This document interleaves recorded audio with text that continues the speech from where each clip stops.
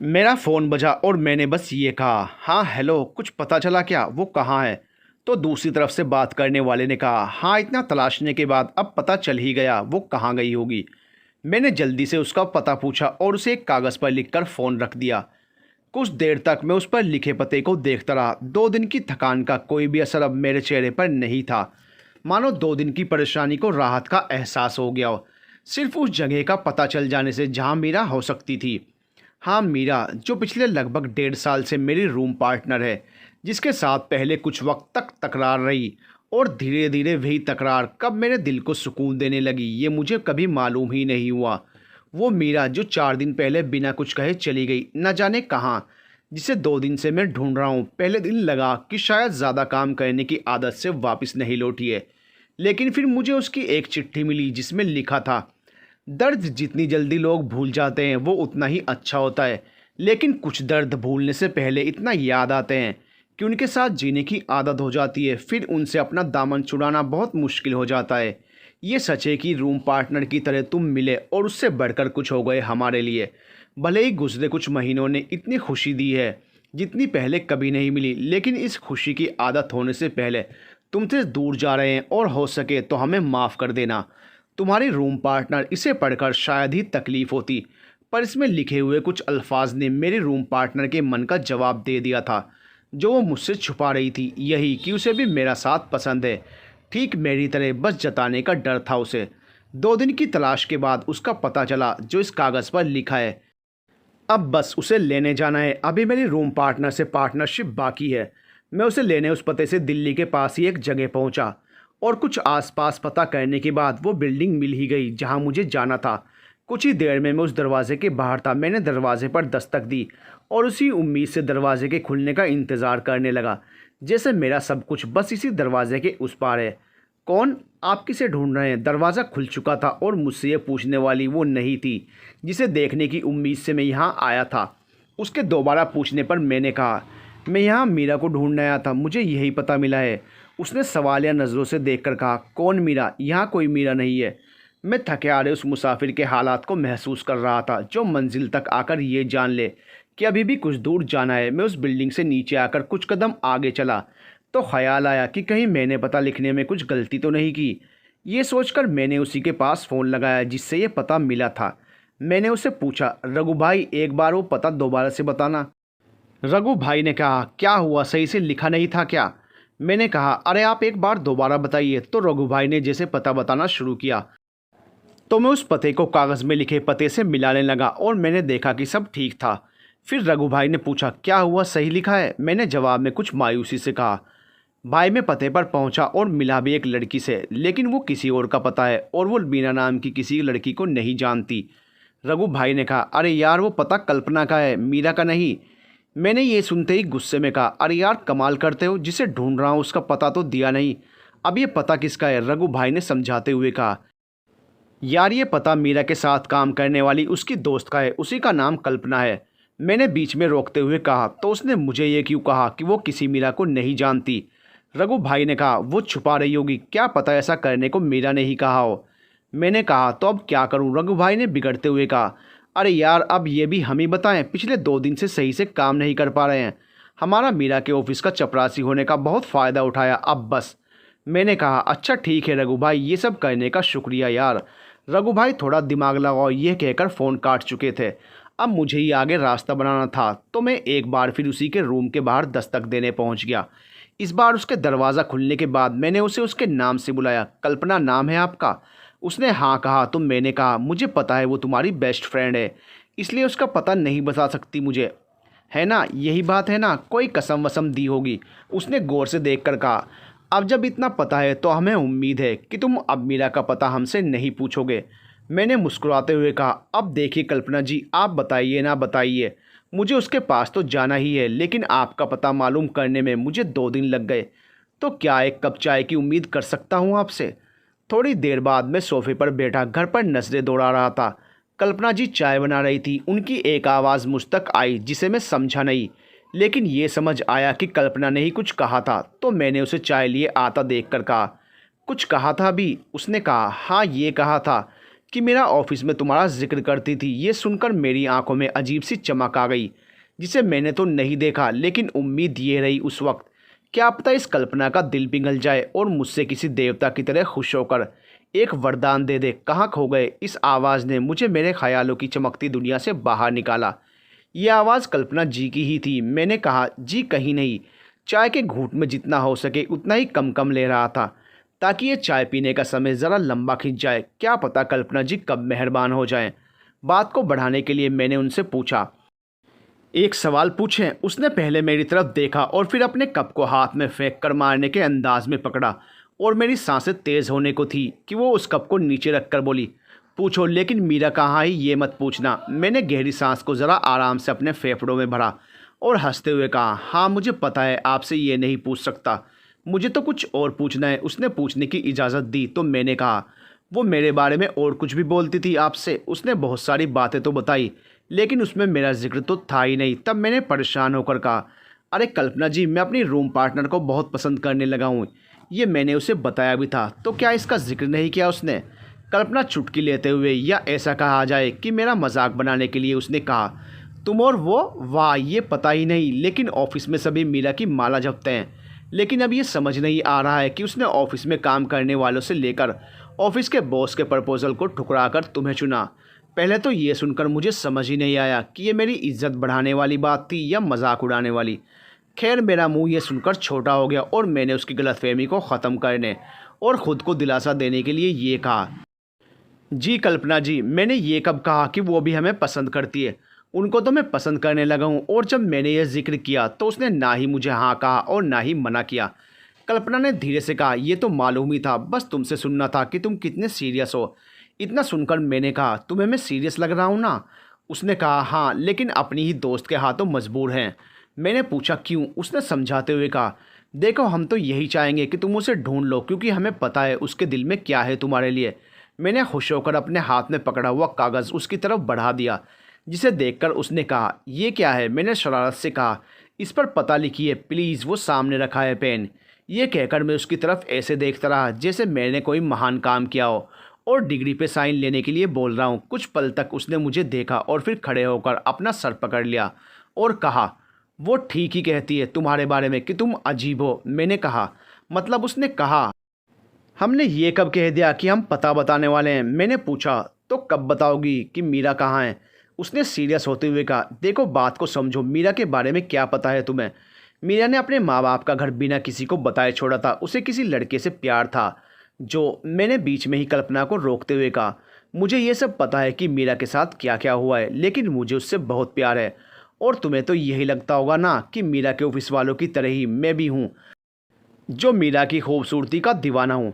ऐसा नहीं है, कल्पना जी ने मेरे सामने बैठकर बोला, बुरा मत समझो, हमने तो बस उसे हमेशा उदास ही देखा है। उसे हंसाने के लिए क्या क्या नहीं किया है, लेकिन वो हंसना भूल सी गई है। तुम्हें तो पता ही होगा कि उसे रिलेशनशिप जैसा रिश्ता या प्यार उस हादसे के बाद से बिल्कुल भी पसंद नहीं है। मैंने कागज़ को फाड़ दिया और कहा, मुझे पहले से पता है कल्पना जी, वो कहाँ गई है? कल्पना ने मेरी तरफ देखकर अजीब तरह से मुंह बनाया, फिर कहा, कैसे पता है? मैंने कहा, बात बस इतनी सी है कल्पना जी, आपके लिए वो उदास मीरा होगी, लेकिन मेरे लिए तो वो बस मेरी रूम पार्टनर है। वही रूम पार्टनर जो लड़ाइयाँ लड़ चुकी है मुझसे, कभी एक अंडे के लिए तो कभी दरवाजे की चाबी को खो देने के लिए। उसे देखते ही मैं उसके प्यार में नहीं डूबा। मैं तो उस दर्द का शिकार हो चुका था, जिसका दर्द मीठा होता है और बहुत वक्त बाद अपना असर करता है। कल्पना ने मुस्कुराते हुए कहा, हमें माफ़ करना, उसने तुम्हारा जिक्र नहीं किया कभी, लेकिन जब वो शहर से गई तो एक रात यहाँ रुकी थी और उसने तुम्हारे बारे में बताया था। मैंने पूछा, उसने क्या कहा? वो क्यों जा रही है? कल्पना ने समझाते हुए कहा, सच पूछो तो हमें नहीं पता, लेकिन उसका शहर बदलना ये कोई नई बात नहीं है। उसके घर छोड़ने के बाद से उसने किन किन शहरों को अपना आशियाना बनाने की कोशिश की है, ये तो वही बता सकती है। मैं उसकी कोई बचपन की दोस्त नहीं हूँ। मैं तो बस उसे तब से जानती हूँ जब उसने कॉलेज पास किया था। तब तक वो हमारे घर पर पेइंग गेस्ट के तौर पर रह रही थी, पर कॉलेज के बाद वो इलाहाबाद चली गई थी। फिर पिछले साल से ही तो दोबारा मिली उससे, जब वो उस ऑफिस में काम करने आई जहाँ मैं पहले से काम कर रही थी। तब से फिर साथ ही थी। कितनी बार कहा कि हमारे साथ आकर रहे, लेकिन उसने कभी हाँ नहीं कही और बस यही कहती थी कि वो जहाँ है खुश होने की वजह साथ है। शायद वो तुम्हारा ही जिक्र करती थी। वो जाने से पहले जब यहाँ आई तो बहुत परेशान थी, पूछने से कुछ नहीं बताया, लेकिन जाने से पहले कहा उसने कि तुम आओगे उसे ढूंढते हुए मेरे पास, और आज देखो तुम आ भी गए। लेकिन सच यही है, मुझे नहीं पता वो कहाँ है। मैंने उसकी तरफ देखा तो उसने मुझसे पूछा, तुमने अभी कहा था कि तुम जानते हो वो कहाँ है, कैसे पता तुम्हें? मैंने थोड़ा सोचते हुए कहा, सिर्फ एक अंदाज़ा है कि वो शायद अपने घर वापस लौट गई हो। कल्पना ने कहा, नहीं ये नहीं हो सकता, न जाने कितने सालों से वो घर से दूर है, फिर वापस कैसे जाएगी? मैंने कहा, मैंने ही उसे कई बार समझाया था कि परिवार से नाराज़ वो रहता है जो दूर चला जाता है, लेकिन परिवार तो कभी दूर नहीं रहता ना। मैंने उसे समझाया था कि वो घर जाएगी तो कोई भी कुछ नहीं कहेगा कि वो घर से क्यों गई, सब उसे प्यार से अपना लेंगे। कल्पना ने गहरी सांस ली और कहा, हो सकता है कुछ असर हुआ हो। पता है वो कहाँ से है? मैंने कहा, हाँ वो केरल से है। ये सुनकर कल्पना ने कहा, ये क्या पूरे केरल में सिर्फ उसका ही घर है एक? मैंने कहा, नहीं तो। उसने बिगड़ते हुए कहा, केरल में कहाँ है ये पता है? मैंने नाम में सर हिलाया तो वो मुस्कुरा दी और बोली, वाह क्या बात है, तैरना आता नहीं और चाहते कि समंदर में डुबकी मारी जाए। कुछ अंदाजा है कैसे ढूंढोगे उसे? मैं शान से उठा और किसी नेता की तरह बोला, जहाँ चाह होती है वहाँ राह भी मिल जाती है। ये सुनकर कल्पना हंसने लगी और बोली, अच्छी बात है, लेकिन हमें ये पता है उसका घर केरल में कहाँ है। ये सुनकर मैं नेतागिरी भूलकर सेवागिरी की स्थिति में आते हुए बोला, कल्पना जी प्लीज़ आप मदद तो करेंगी ना? उसने एक नज़र देखा और कहा, बहुत लंबा सफ़र है, लेकिन मैं अब मीरा को खुश देखना चाहती हूँ, इसलिए ठीक है हम तुम्हारे साथ मीरा के घर चलेंगे। मैं खुशी में इतना पागल हुआ कि ज़ोर से चिल्लाकर बोला, देखा जहाँ चाह है वही राह भी है। वो हाँ बोलकर देखने लगी। कल्पना ने अपनी छुट्टी कराई ऑफिस से और मेरे साथ केरल के अनोखे सफ़र पर चल दी। अगले रोज़ हम दोनों केरल जाने वाली ट्रेन केरला एक्सप्रेस की सीट पर आकर बैठ गए और अब ट्रेन ने पटरी पर धीरे धीरे सरकना भी शुरू कर दिया। फिर अपनी रफ्तार को बढ़ाते हुए ट्रेन अब पटरी पर दौड़ने लगी। मेरे सामने कल्पना बैठी है जो अपनी दोस्त की खुशी के लिए ये सब कर रही है, और एक मैं हूँ जो अपनी खुशी के लिए उसे लेने जा रहा हूँ और कुछ ऐसा खेल खेल रहा हूँ जिसे सिर्फ मैं ही जानता हूँ, और मेरे इशारे पर चलने वालों को कुछ नहीं पता कि आगे क्या होना है। सफ़र काफ़ी लंबा होने जा रहा था, लगभग 51 घंटों का सफ़र, जिसमें से अभी केवल 3 घंटे ही गुजरे थे। कल्पना तो अभी से बोर होने लगी थी, तो सामने की सीट पर एक कंबल ओढ़कर सोने लगी। मैं बाहर नज़र आते नज़ारों को देख रहा था, एक शहर से दूसरे शहर की तुलना कर रहा था। तुम मुझसे पहली बार कैसे मिले? ये सुनकर मैंने कल्पना की ओर देखा तो मुझसे सवाल करके मुझे देख रही थी। मैं उसकी तरफ मुड़कर बैठा और कहा, अब कैसे मिला ये क्या कहें, बस किस्मत ही कुछ ऐसी थी। उसने कहा, अब बताओ सब, वैसे भी सफ़र लंबा होने वाला है। मैंने कहा, हाँ ठीक ही कहा, सफ़र तो लंबा है। बात है पिछले साल की, अभी आखिरी कुछ महीने बचे थे गुजरते साल के। जब दिल्ली आया था मैं अपने काम के लिए अपने दोस्त के ज़रिए, तो मैं उसी के साथ उसके घर पर रहता था। उसका घर मेरे ऑफिस से काफ़ी दूर था और सुबह सुबह ऑफिस के लिए जाना बहुत भारी पड़ रहा था। एक हफ्ते बाद ही कुछ एडवांस लेकर मैं कोई फ्लैट तलाशने लगा जो ऑफिस के आसपास हो। काफ़ी मुशक्क़त के बाद एक फ़्लैट ठीक लगा, लेकिन उसका किराया ज़्यादा मांग रहा था। वो जो उस फ्लैट के लिए मुझे लेकर गया था, काफ़ी बातचीत के बाद वो मान गया था, लेकिन अब प्रॉब्लम बनी मीरा। कल्पना ने कंबल हटाया और मेरे सामने बैठते हुए कहा, वो कैसे?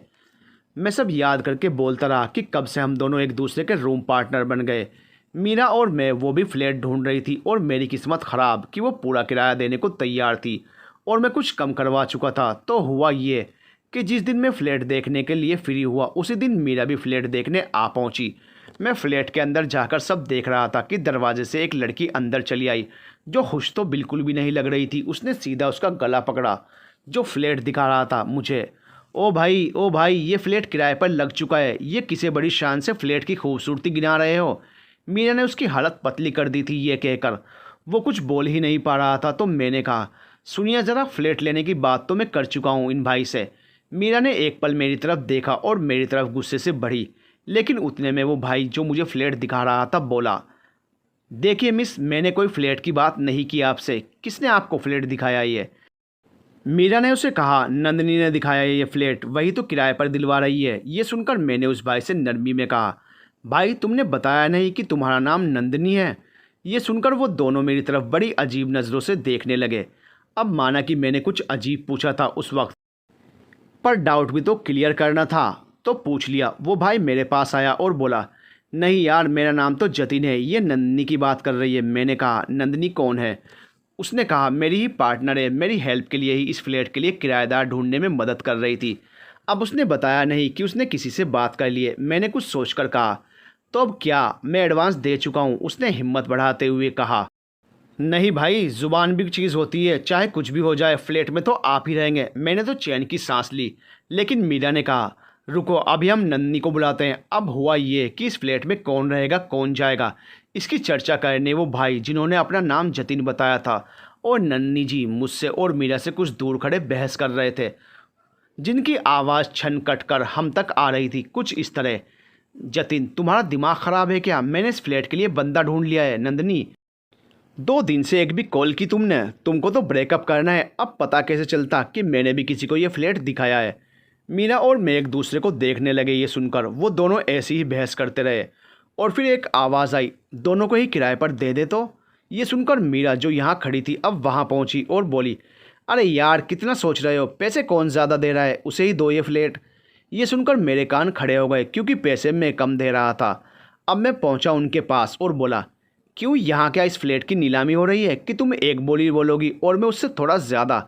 हम दोनों को बहस करता देख जतिन और नंदी ने समझाया और हम दोनों को अलग अलग ले गए। तो अब कुछ ऐसा था कि मीरा को जतिन कुछ समझा रहा था और नंदी मेरे सामने बोल रही थी।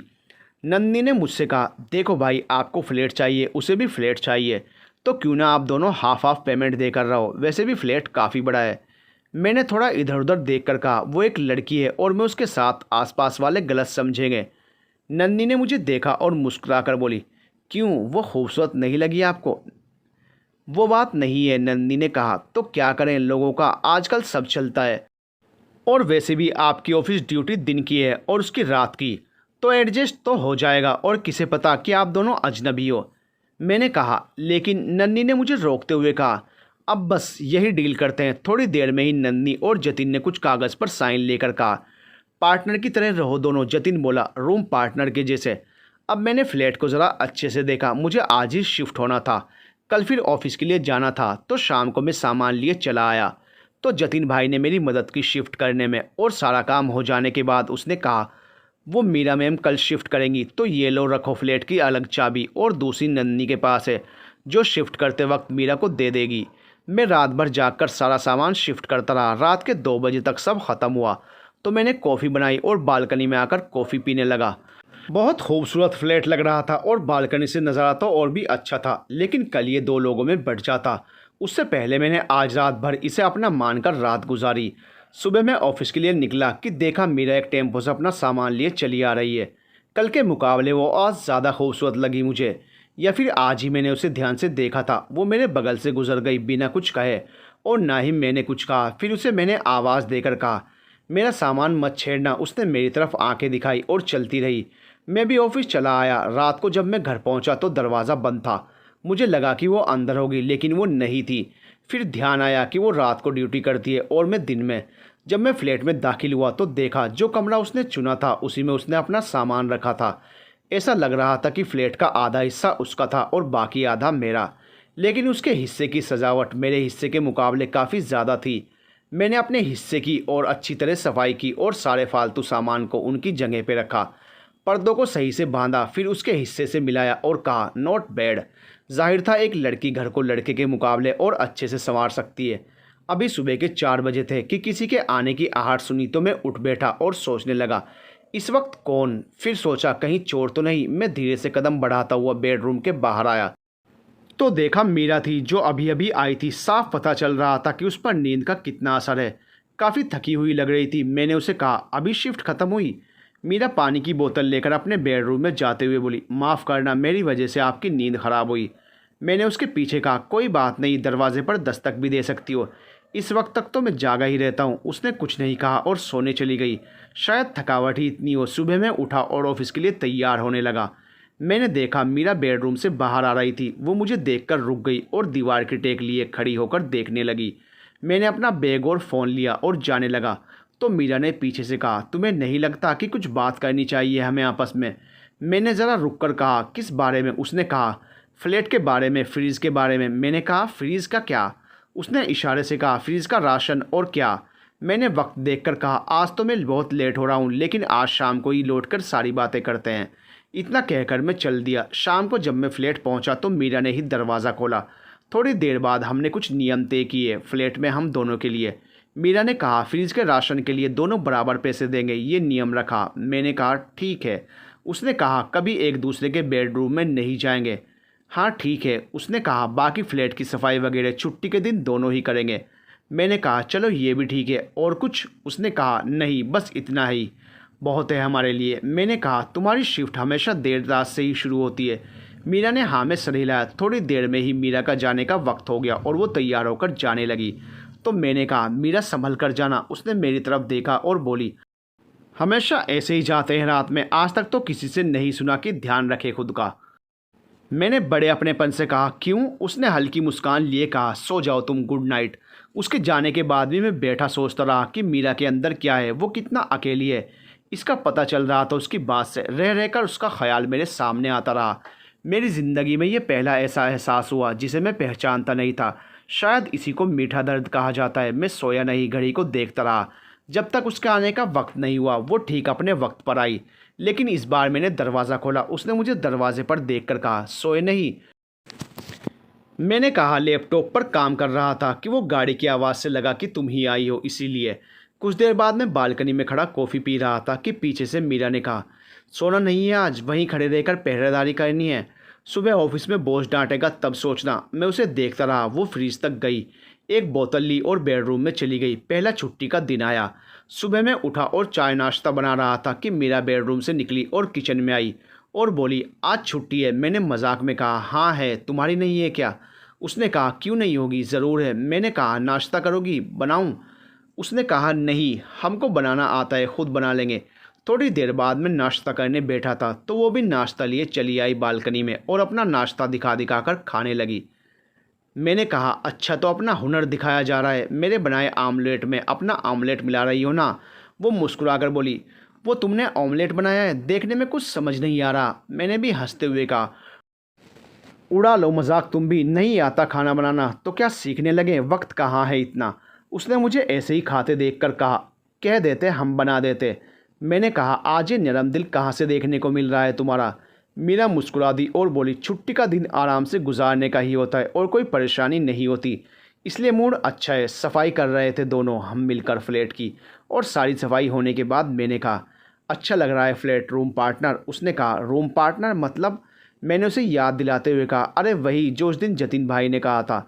मीरा ने मुस्कुराते हुए कहा अच्छा वो। कुछ देर बाद मैंने देखा वो बालकनी में खड़ी थी तो मैं एक कुर्सी लेकर गया और हल्की आती धूप में बैठ गया। मैंने उससे कहा रात को इतनी ठंड होती है रूम पार्टनर, कोई और जॉब क्यों नहीं ढूंढती हो? उसने कहीं दूर शहर को देखते हुए कहा काफ़ी दिनों से ढूंढ रहे हैं, एक दो जगह अप्लाई भी किया है, देखते हैं। मीरा ने फिर पूछा तुम क्या करते हो? मैंने कहा मैं अपने दोस्त के बिजनेस में मैनेजर पोस्ट पर हूँ, तो सारा काम मुझ पर होता है, इसीलिए सबसे पहले ऑफिस जाना और उसके बाद लौटना पड़ता है। मीरा ने कहा और कुछ? मैंने कहा नहीं। रूम पार्टनर इस शहर में आए मुझे अभी एक महीना पूरा भी कहाँ हुआ है, अभी जान पहचान नहीं हुई इस शहर से। मीरा ने मुझे देखकर पूछा कहाँ से आए हो? मैंने कहा इलाहाबाद से। उसने कहा अच्छी जगह है। मैंने हवा के साथ लहराती उसकी लटों को देखते हुए कहा तुम गई हो वहाँ? उसने उन्हीं लटों को कान के पीछे करते हुए कहा हाँ एक बार। मैंने थोड़ा सोचकर कहा रूम पार्टनर कुछ पूछ सकता हूँ? उसने कहा हाँ। मैंने उससे पूछा तुम्हारा घर परिवार कहाँ है? तुम्हें अकेला देखकर पूछा बस। वो कहीं खो गई और जिस रास्ते पर चल रही हो वो रास्ता ही खोया हो। उसने कहा नहीं पता। मैंने कहा नहीं पता मतलब? Room partner. मीरा ने बात को पलट दिया और मुझसे ही मेरे बारे में पूछती रही, लेकिन मैं कुछ तो समझ ही रहा था कि मीरा के राज बहुत गहरे हैं। लेकिन मुझे मीरा से लगाव होने लगा था। ये किसका असर था ये नहीं पता। क्या उसका चेहरा, या उसकी ढलती शाम सी आंखों की खूबसूरती, या उसकी धीमी सी मुस्कान ही वो वजह रही हो जो मुझे उसका कर रही थी। यूं ही कुछ और दिन गुजरे और हम दोनों आपस में कंफर्टेबल होते जा रहे थे। ऐसे ही एक दिन मैं बालकनी में था कि किसी के गिरने की आवाज़ आई तो मैं उस आवाज़ की तरफ बढ़ा तो देखा किचन में मीरा ज़मीन पर अपना पाँव पकड़े कराह रही थी। मैं उसके पास गया और बोला क्या हुआ रूम पार्टनर? वो अपने कराहते हुए चेहरे को ऊपर करके बोली वो ऊपर रखा डब्बा उतारते वक्त कुर्सी से गिर गए।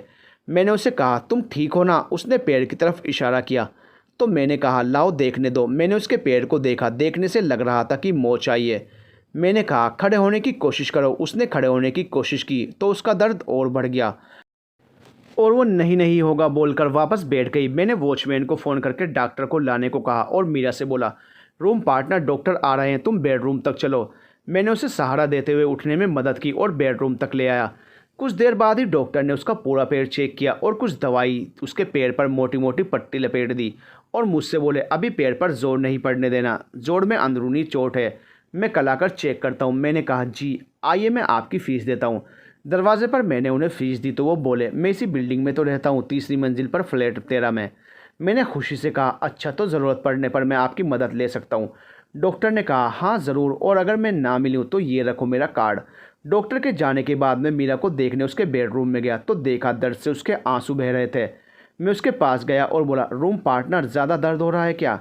मैंने उसके हाथ को अपने हाथ में लेकर कसकर दबाए रखा और उसे बोला, अभी दवाई खाइए ना, ठीक हो जाएगा, बस थोड़ी देर।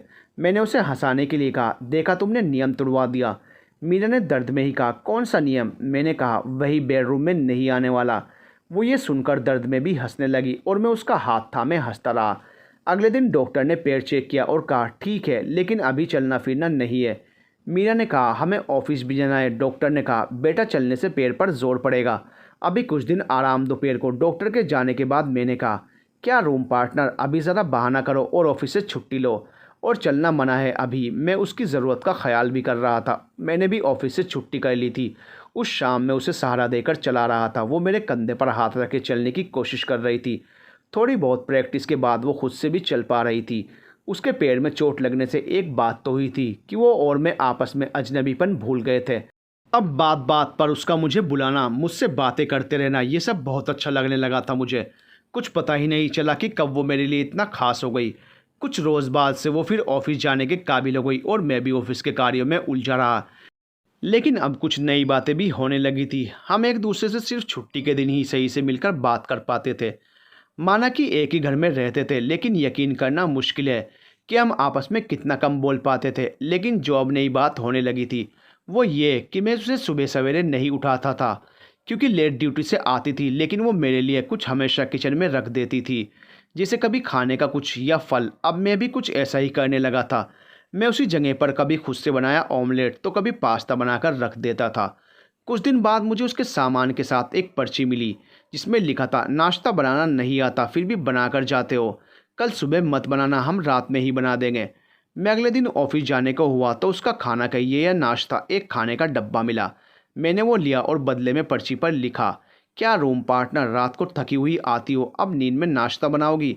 उसका जवाब मुझे अगले दिन मिला। मैं सुबह ऑफिस के लिए तैयार हुआ कि मुझे कोई पर्ची नहीं मिली तो मैं सोच में पड़ गया। फिर जाने को हुआ तो मीरा ने अपने बेडरूम के दरवाजे से बाहर आते हुए कहा, क्या रूम पार्टनर, आज छुट्टी नहीं है? तब मुझे रविवार का दिन याद आया। फिर मैंने कहा, आदत हो गई हर सुबह पर्ची पढ़ने की, अब दिन याद नहीं रहता। छुट्टी का दिन सच में अच्छा ही होता है, आराम फुर्सत से भरा हुआ। मैंने उसे बैठा देखा तो कहा, रूम पार्टनर, कहीं बाहर चलें? वो मेरे नज़दीक आकर बालकनी में खड़ी हो गई और बोली, कहाँ जाने का ख्याल है? मैंने कहा, छुट्टी का दिन है, ज़रा अच्छे से बिताने का मन है। उसने मुस्कुराते हुए कहा, मना नहीं करेंगे अपने रूम पार्टनर को। और उसने हाँ कहा तो दिल को अच्छा लगा। शाम को घूमने फिरने तक हमने आपस में बहुत सी बातें की, उसका काम कहाँ कहाँ रह चुकी है वगैरह वगैरह। मुझे उसका साथ होना बहुत अच्छा लग रहा था, लेकिन ढलता सूरज कल की सुबह का संदेश देने लगा था। शायद मुझे थोड़ा मायूस होता देख मीरा ने कहा, क्या हुआ रूम पार्टनर? मैंने कहा, छुट्टी का दिन ख़त्म हो रहा है ना। उसने भी सामने आसमान पर ढलते सूरज की आखिरी चमक को देखा और बस देखती रही। शायद हम दोनों को ही ये ढलती शाम एक ही बात बता रही थी कि अब छुट्टी पूरी हुई, कल फिर दोनों अलग अलग ही रहेंगे, लेकिन मिलेंगे एक पर्ची के ज़रिए। रात का खाना हमने बाहर ही खाया था। मीरा को देखकर लग रहा था कि वो भी मुझे अपनी ज़िंदगी में शामिल कर चुकी है, जैसे मैंने कर लिया है उसे। हम फ्लैट पहुंचे तो उसने कहा, अच्छा दिन था आज। मैंने उसे देखा तो वो बस अंदर गई और अपना सामान लेने लगी। उसे फिर जाना था। उसे तैयार होता देख मैं उसके पास गया और बोला, रूम पार्टनर, क्या किसी तरह तुम दिन में काम शुरू नहीं कर सकती? उसने मेरी फिक्र को समझते हुए कहा, अब क्या कहें, कोई भी ये सब कहने वाला नहीं रहा कभी ज़िंदगी में, तो आदत हो गई अकेले जीने की। शुरू में तकलीफ़ का एहसास हुआ तो रात का ही काम ढूंढा। सोचा रात की नींद दिन में पूरी होगी और रात को जागने से कुछ याद नहीं आया करेगा। मैंने पहली बार उसके हाथ को अपने हाथ में लेकर कहा, तुम जितनी सादी मालूम होती हो उतनी ही गहराई है तुम्हारे मन में। रूम पार्टनर, तुम अगर जाहिर नहीं करोगी कुछ तो तुम्हारा मन कैसे हल्का होगा? उसने गमगीन हंसी होठों पर लाकर कहा, बहुत सालों का दर्द है रूम पार्टनर, अब ऐसे तो बयान नहीं होने वाला ना। वो अपने वक्त से चली गई और मैं रात भर सोचता रहा और मीरा से मेरा लगाव और भी बढ़ता रहा। और कहीं ना कहीं मेरे दिल ने ये वादा कर लिया कि मीरा का सारा गम ख़त्म करके ही रहेंगे। हफ्ते के बीच में मैंने एक छुट्टी ली और उस दिन घर पर ही रहा।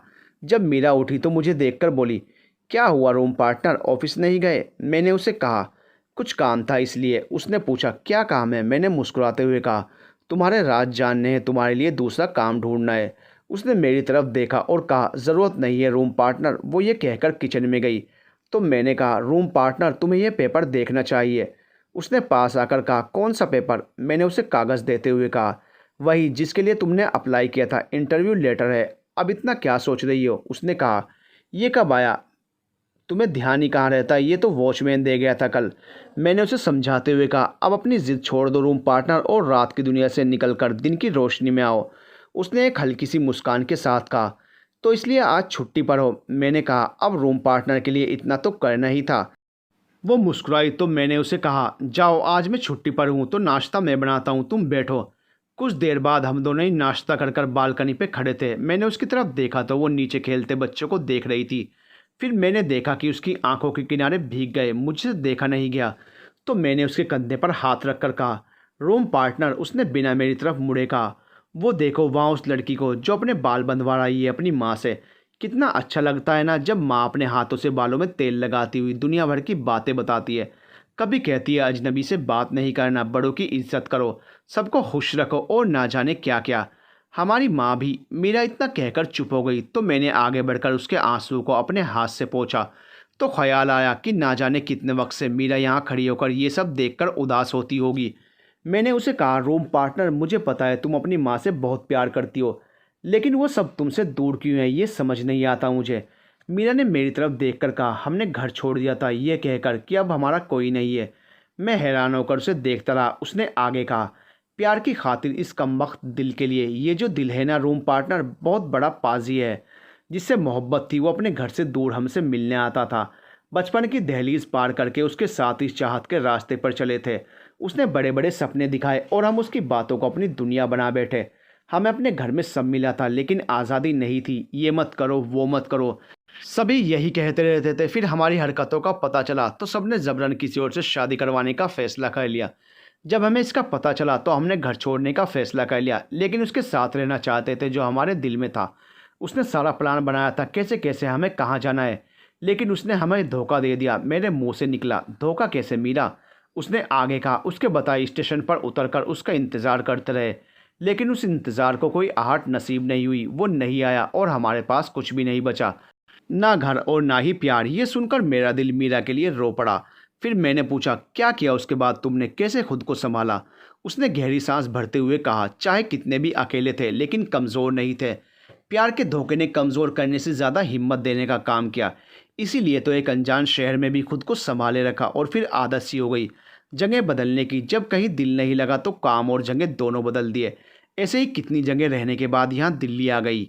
मुझे खुद के लिए संजीदा देखकर मीरा ने मेरे गाल पर हाथ रखा और कहा, फिर कोई परिंदा हमारी ज़िंदगी में उड़ता हुआ चला आया और हमें यह एहसास कराने लगा कि उसे फिक्र है हमारी। लेकिन वो परिंदा नहीं जानता है कि इन रिश्तों से दर्द मिलने के बाद दोबारा इसमें डूबना आसान नहीं होता।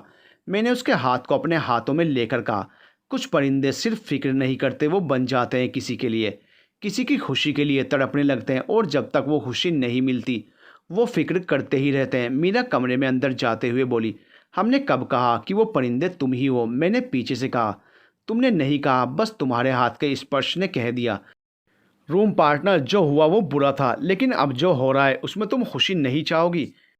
नई नौकरी के लिए जाना चाहिए तुम्हें, मुझे ऐसा लगता है। उसने कहा, रूम पार्टनर, बंजारों की तरह रहते आए हैं, कहीं भी चले जाने की आदत है, कहीं आपका नाजुक दिल ना टूट जाए। मैंने मुस्कान लिए कहा, रूम पार्टनर, ये रात की ड्यूटी को गोली मारो यार, मैं चाहता हूँ कि तुम भी दिन में जाओ और शाम को वापस घर आओ। उसने हार मानकर कहा, ठीक है रूम पार्टनर, इतना तो करना ही है तुम्हारे लिए। मैंने कहा, कहीं मैं खुशी से मर तो नहीं जाऊँगा? उसने कहा, रूम पार्टनर, खुशी को रोक लो, जाने मत दो, क्या पता चली जाए तो लौटे कभी नहीं। मीरा के दिल में मेरे लिए क्या था ये तो उसी दिन पता चल गया जब उसने लेट नाइट का काम बंद करके दिन में ऑफिस जाना शुरू कर दिया। कहीं और नहीं, वहीं जहां वो रात को काम करती थी। उसकी दिन की शिफ्ट होने के बाद अब हर शाम जब मैं लौटता तो उसे घर पर देखता। बहुत अच्छा लगता था उसका मेरा इंतज़ार करना, पता ही नहीं चला कब वो मेरी ज़रूरत बन गई। मीरा अपने मन के एहसास को कभी जाहिर नहीं करती थी, लेकिन मैं जैसे कुछ छुपाना नहीं चाहता था, इसलिए हर मौका और हर लम्हा उसके साथ गुजारता था। 31 दिसंबर का दिन था तो मैं शाम को जल्दी घर गया और उसे बाहर ले गया। तब कहीं मुझे एहसास हुआ कि मैं तो मीरा को पाकर पूरा हो गया, लेकिन मीरा कहीं ना कहीं आज भी अधूरी थी। काफ़ी देर तक हम डिनर टेबल पर एक दूसरे के सामने थे, लेकिन कोई बात नहीं कर रहे थे। तो उसकी खामोशी को समझते हुए मैंने कहा, रूम पार्टनर क्या हुआ, परेशान हो? उसने मेरी तरफ देखा और कहा, कुछ नहीं पार्टनर, खुद को एडजस्ट नहीं कर पा रहे। क्या एडजस्ट नहीं कर पा रही हो? मैंने उससे पूछा, लेकिन वो कुछ नहीं बोली। ऐसे ही कितने दिन और शामों को उसके साथ गुजारा, लेकिन मीरा के अंदर का वो खालीपन कभी भरता हुआ नहीं लगा। और अब धीरे धीरे मुझे उसके खालीपन का एहसास होने लगा था। उसका खालीपन मैं नहीं भर सकता था। उसका मन घर के लिए तरसता था।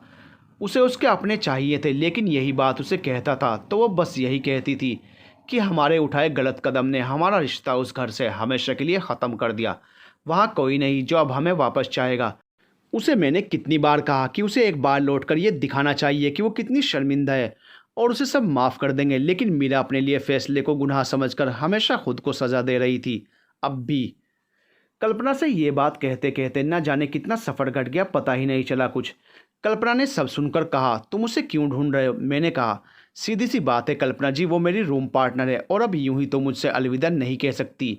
मुझे उससे कुछ सवाल करने हैं और उसे जवाब देना होगा। कल्पना ने कहा, सवाल? कैसे सवाल? मैंने कहा, यही कि उसने फिर ऐसा फैसला क्यों किया जिसके लिए उसे फिर खुद को सज़ा देनी पड़े। उसने मेरे प्यार को अपनाकर एक दिन एक कागज़ पर 4 लाइन लिखकर अपने जाने की बात कह दी। अब इतना आसान तो नहीं है उसका मुझसे दूर जाना। सफ़र के अंत में हम केरल में थे और दिन भर की भाग दौड़ के बाद हमें उसके घर तक जाने का रास्ता वगैरह पता चल गया था और शाम की ढलती किरण के साथ हम दोनों मीरा के घर पर थे। दरवाज़ा खुला तो मीरा के माँ बाप से मुलाकात हुई और उनसे मिलकर पता चला कि मीरा यहाँ नहीं आई थी, लेकिन यहाँ आकर ये पता चला कि उनको तो कब से उसके आने का इंतज़ार है। कुछ ऐसा जाना यहाँ आकर जो मीरा को जानना बहुत ज़रूरी था। मीरा को जानना ज़रूरी था कि वो गलत थी, एक फ़ैसला लेकर, लेकिन उसका मतलब ये नहीं कि उसके घर वाले उसे माफ़ भी ना करें। मीरा के घर वाले तो उसके इंतज़ार में सब कुछ भूल बैठे थे। मीरा के घर में उसके पिता मिले जो बात बात पर अपनी बेटी का जिक्र करते थे और कहते कि एक बार लौटेगी तो उससे बात नहीं करेंगे, लेकिन उनकी आंखों ने तो यही कहा था कि उसको देखने भर के लिए कितना रोई हैं एक बाप की आंखें। वहीं मुझे मीरा की माँ दिखी जो मुझे मीरा के बारे में बताते वक्त सब सुनते सुनते बस रोती रही। उनकी आंखों में कहीं कोई गुस्सा नहीं था, शायद पछतावा था, और ये पछतावा मीरा से बड़ा था। इसीलिए मुझसे बस यही कहती रही कि मीरा से गलती नहीं हुई, हमने ही उसे बांध दिया था 4 दीवारी में, लेकिन अब उसे देखने को आंखें तरसती हैं। मीरा के माँ बाप के घर से जाने के बाद उसके घर वालों ने जहाँ तक हो सका मीरा को ढूंढा था, लेकिन इनकी तलाश को वो नहीं मिली, इसीलिए आज तक इनकी तलाश जारी थी। ये सब देखकर मीरा के दर्द से ज़्यादा यह एहसास हुआ कि वो अपने दर्द की वजह से कितनों का दर्द बन गई है, लेकिन इन सभी दर्दों को मीरा खुद ही ख़त्म कर सकती थी। रात को वहाँ रुके तो वहाँ का माहौल बाकी सब जगह से बड़ा ही शांत लगा, लेकिन घूम फिर कर बस यही ध्यान आ रहा था कि बस एक बार मीरा यहाँ आकर ये सब देख लेती तो उसे ये पता चल जाता कि कोई माँ बाप के लिए कोई भी गलती उनके बच्चों से नफ़रत नहीं करा सकती, क्योंकि वो अपने बच्चों से उतनी नफ़रत नहीं कर पाते जितना कि वो प्यार करते हैं। अगले दिन हमने लौटने की बात की तो उसके माँ बाप के सवालों ने घेर लिया, जिसका जवाब वो बस ये सुनना चाहते थे जो मैंने कहा, हाँ मैं जब वापस आऊँगा तब मीरा मेरे साथ ही होगी, मैं उसे ढूंढूंगा, ये सब बताऊँगा, आप बस थोड़ा और इंतज़ार कीजिए।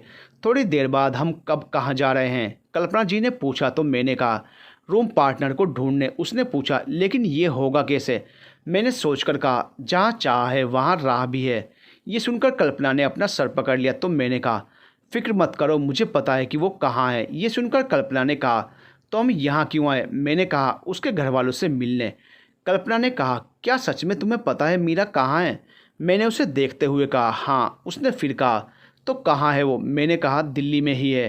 कल्पना ने कहा, वहाँ तो तुमने उसे ढूंढा था ना, और वो जाने से पहले हमसे मिली भी थी। मैंने उसे समझाया, हाँ कल्पना जी मालूम है, बात यह है कि मीरा को जो चाहिए वो यहाँ है, उसके अपने घर में, लेकिन वो जानती नहीं कि सब क्या चाहते हैं, इसीलिए परेशान रहती थी। हमेशा जब ज़्यादा परेशान रहती है तो वो एक जगह चली जाती है मेरे लिए ऐसी ही चिट्ठी छोड़कर, और कुछ दिनों में ही वापस मेरे पास चली आती थी। उसने बहुत बार ऐसा किया है। कल्पना और मैं अब तक दिल्ली वापस जा रही ट्रेन में आकर बैठ चुके थे और ट्रेन अब रफ्तार पकड़ने लगी थी। मेरे सामने वाली सीट पर फिर कल्पना बैठी थी। उसने मुझे देखा और हंसते हुए कहा, कितना चाहते हो अपने रूम पार्टनर को? मैंने कहा, जितना सभी चाहते होंगे अपने प्यार को। कल्पना ने कहा, नहीं, तुम जितना चाहते हो वो अलग ही है। मैंने कहा, आपको ऐसा क्यों लगता है? तो उसने कहा, वो जब हमसे मिलने आई थी तब उसने तुम्हारा जिक्र पहली बार नहीं किया था। हमेशा उसकी बातों में तुम्हारा जिक्र सुना है हमने, और वो कितना चाहती है तुम्हें ये भी पता चल गया था जब उसने अपना प्रमोशन छोड़ दिया था तुम्हारे लिए, क्योंकि प्रमोशन मिलने के बाद उसे शहर बदलना हो पड़ता। मैंने हैरान होकर कहा, इस बात का मुझे बिल्कुल नहीं पता। कल्पना ने कहा, अच्छा ये तो बताओ हमें क्यों यहाँ तक लाए? मैंने उसे कहा, उसके घर का मुझे सही से पता नहीं था, लेकिन आपको ये पता था, इसीलिए यहाँ तक आपको लाना था, और इसलिए मैं आपका शुक्रिया दिल से करता हूँ। कल्पना ने कहा, अब उसे कैसे यहाँ लाओगे? मैंने कहा, कल्पना जी, मैं एक साथ एक काम करना पसंद नहीं करता, उसे यहाँ लाने की ज़रूरत नहीं है। मीरा के घर वाले दिल्ली आने वाले हैं, तब तो वो अपने घर वालों से मिलेगी ना। काफ़ी देर तक कल्पना मुस्कुराती हुई सोच में डूबी रही और फिर बोली, किसी खुफिया दल के एजेंट हो क्या जो इतनी प्लानिंग के साथ ये सब किया?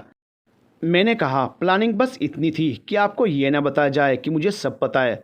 मुझे बस उसके घर का हाल जानना था। कल्पना ने कहा, अब सब जान लिया है तो अब क्या? मैंने कहा, अब बस उसे वो कह देना है जो कहते कहते रह जाते थे।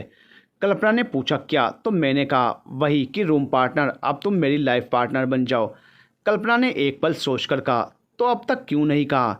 मैंने बताया, क्योंकि उसकी खुशी अब तक उसके पास नहीं थी, लेकिन अब उसकी खुशी लेकर मैं उसके पास जा रहा हूँ, अब दिल्ली में। उसके माँ बाप यहाँ कब तक पहुँचेंगे? कल्पना जी ने सवाल किया।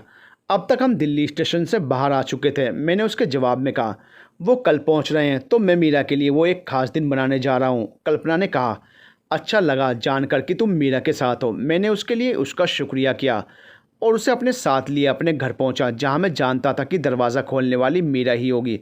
एक बार दरवाज़ा खटखटा देने के बाद दरवाजे के खुलने के इंतज़ार में हम दोनों खड़े थे। कुछ पल तक दरवाज़ा नहीं खुला तो कल्पना ने कहा, हर सोची हुई बात ठीक उसी तरह पूरी हो, ये ज़रूरी तो नहीं ना। एक पल के लिए मैं भी सोच में पड़ गया और ख्याल किया कि शायद मैंने गलत समझा, लेकिन उसी पल दरवाज़ा खुला और हमारे सामने मीरा थी। मीरा किसी ढलती शाम की आखिरी रोशनी जैसी सुंदर, हंसती मुस्कान होठों पर लिए, लेकिन फिर भी आंखें भीगी हुई सी थी। हाँ, यही वो मीरा है जो मुझसे नाराज़ कम और खुद से खफा ज़्यादा रहती है। घर छोड़कर जाती है हमेशा और उसी तरह हमेशा लौट आती है। मीरा ने कहा, कहाँ कहाँ गए थे? कितना फ़ोन किया तुम्हें? मैंने उसके कंधों पर हाथ रखा और उसे कहा, अब तुम्हें कहीं जाकर खुद को तड़पाने की ज़रूरत नहीं। मैं जहाँ गया था वहाँ से तुम्हारे ज़ख्मों का मरहम लाया हूँ। मीरा ने कल्पना को मेरे साथ देखा और मुड़कर अंदर जाने लगी और अब समझकर बोली, क्या मिला वहाँ? एक माँ और बाप जो हमें कोसते होंगे, एक परिवार जो यह चाहता होगा कि कभी भी ये परिवार में हमारा नाम ना आए। मैंने उसे बीच में ही रोकते हुए कहा, आज तुम्हें समझना होगा रूम पार्टनर कि किसी भी माँ बाप का नफ़रत करना उनके प्यार करने के बराबर नहीं होता।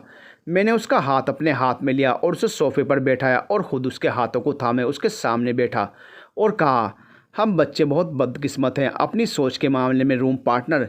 कभी भी ये सोचते नहीं कि हमारे माँ बाप हमें किस कदर प्यार करते हैं। हम सब अजीब होते हैं रूम पार्टनर, जो अपनी ज़ुबान से कहें कि वो हमें प्यार करता है तो यकीन हो जाता है, लेकिन जो ज़ुबान से ना कहे फिर भी दिल से प्यार करे, जैसे माँ बाप, तो हम उनके प्यार की अहमियत नहीं समझते। मीरा रोती रही और बोली, हम उनकी बेटी कहलाने के लायक नहीं। मैंने उसे समझाते हुए कहा, तुम्हारी जगह उस घर में आज भी खाली है। जब तुम्हारे बाद वहाँ घर में कोई तुम्हारी जगह नहीं ले सका, तो तुम्हारे माँ बाप के दिल में कोई और कैसे तुम्हारी जगह ले सकता है? मैंने उसका हाथ थाम कर कहा, रूम पार्टनर, वहाँ एक बाप है जो अपनी बेटी को तलाश करते करते थक गया है और अब बस ऊपर वाले से दुआ में अपनी बेटी मांगता है। उस घर में एक माँ है जिसे शौक़ है अपनी बेटी को ज़िंदगी में आगे बढ़ते कामयाब होता देखने का, लेकिन वो उदास है क्योंकि वो अपनी बेटी से दूर है। काफ़ी देर वक्त यूं ही गुजर गया। मीरा को समझ आने लगा। कल्पना ने उसे समझाया और बताया कि उसके माँ बाप कल यहाँ आ रहे हैं, तो वो ये सुनकर अजीब सी हो गई, लेकिन मुझे मालूम था उसका ये डर उसके माँ बाप से ही दूर होगा। एक रात का बोझ बनकर वक्त गुजरा और आई एक नई सुबह। ये सुबह सच में ही किसी की सुबह थी। मैं ट्रेन के टाइम से स्टेशन गया और ट्रेन आ जाने के बाद मीरा के माँ बाप को लिए घर चलाया। रास्ते भर दोनों एक ही सवाल करते रहे, वो कैसी है? और मेरा जवाब बस यही कि अब वो ठीक हो जाएगी। बहुत भारी वक्त गुजरा जब मैंने दरवाजे पर कदम रखा। इतनी हिम्मत के बाद बस अब वो पूरा होने जा रहा था जो मैं करना चाहता था। एक बेटी को उसके माँ बाप से मिलाना चाहता था। दरवाजे पर मीरा ही थी। दरवाजे को पकड़े उसने अपने सामने देख उसके माँ बाप से रहा नहीं गया। उन्होंने बढ़कर अपनी बेटी को गले से लगा लिया और रोती हुई आवाज़ें आपस में बात करती रही। एक मीरा की आवाज़ जो माँ और पिता के सिवा कुछ नहीं बोल रही थी, और दो आवाज़ें उसके माँ बाप की जो सिर्फ मीरा मीरा कहते जा रहे थे। 7 साल की दूरी 7 मिनट पहले ख़त्म हुई। एक भीड़ में बिछड़ी हुई छोटी लड़की की तरह मीरा आज तक खोई हुई थी, लेकिन आज उसे इस भीड़ में वो हाथ मिल गए जिनसे उसका साथ छूट गया था। मैंने उन तीनों की तरफ देखा। एक तरफ मीरा की माँ थी जो मीरा को सीने से लगाए हुए थी। दूसरी तरफ मीरा के पिता जो मीरा के बालों पर अपना हाथ फेर रहे थे। और उनके बीच में थी मीरा जो अपने 7 साल के सफ़र की थकान मिटा रही थी। मैंने मीरा से कहा मीरा। उसकी नज़रें मुझ तक हो आई तो मैं उनके सामने गया और मीरा से बोला, देखा मीरा, तुम्हें डर था, तुम्हें कोई तुम्हारी गलती के लिए माफ़ नहीं करेगा, लेकिन देखो तुम कितनी गलत थी। माना कि तुमसे गलती हुई, लेकिन सही रास्ता भी सामने ही था, तुम्हारे घर लौटने का रास्ता। लेकिन तुम उस तरफ मुड़ी जहाँ कोई तुम्हारा अपना नहीं था, और इतने वक्त तक सिर्फ खुद को धोखे में रखा कि तुम हर तरह से पूरी हो, खुश हो, लेकिन आखिरी में हमेशा तुम अधूरी ही थी। आज तुम्हें देखकर लगा है कि तुम सच में पूरी हो गई हो। बिना आसमान के चांद क्या है मीरा, अधूरा ना। जैसे कल तक तुम थी अपनी पहचान के बिना अधूरी। 2 महीने बाद, लो ये पियो। मीरा ने मेरी तरफ एक गिलास बढ़ाते हुए कहा। तो मैंने पूछा, अब ये क्या, ज़रा बताएंगे आप? उसने कहा, हमारे घर में होने वाले दामाद को ये पिलाया जाता है। मैंने कहा, जहर तो नहीं है? उसने कहा, पीजिए जनाब पहले। मैंने पीकर कहा, कैसा अजीब टेस्ट है। उसने हंसते हुए कहा, ये तो होना ही था, इसमें नीम, करेला, आंवला जो मिक्स है। मीरा ये कहकर बस हंसने लगी और मुझे उसकी प्यारी सी मुस्कान देखकर अच्छा लगने लगा। फिर इस शरबत का टेस्ट क्यों नहीं अच्छा लगता? आज शादी हो रही है मीरा की मुझसे, पूरे केरला के रीति रिवाजों से। मेरे जैसे लड़के के लिए बहुत अजीब है, लेकिन खुश हूँ क्योंकि हर बात समझाने वाली मेरी रूम पार्टनर है। पता ही नहीं चला कि कब शाम और रात हुई, कब सारी रस्में ख़त्म हुई और कब कह दिया गया कि शादी हो गई। रीति रिवाज भले ही नए थे, लेकिन मेरे हाथों को थामने वाली मेरी रूम पार्टनर थी। जब सब ख़त्म हुआ और हम दोनों आमने सामने थे तो मैंने कहा, देखा रूम पार्टनर, तुम अब लाइफ पार्टनर बन गई हो। उसने धीरे से अपना सर मेरे कंधे पर रखा और मेरे साथ खड़ी रही, खिड़की से बाहर उस उजले चांद को सितारों के साथ चमकता हुआ देखते हुए, और मेरे हाथों में अपना हाथ दिए। कभी कभी कुछ बातों का कहना उतना ही ज़रूरी होता है जितना कि छिपा रहना। क्या पता जिसके लिए हम परेशान हैं वो भी हमारे लिए उसी बात से परेशान हो।